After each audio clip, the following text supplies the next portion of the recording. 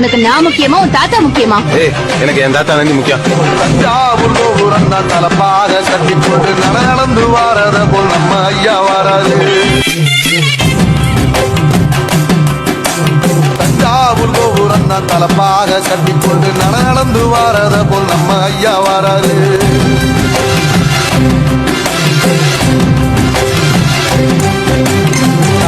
கொடுத்ததுன்ன சீதக்காரி இறந்ததுன்ன ஐயா உசுறு வர அள்ளி அள்ளி தருவாரு.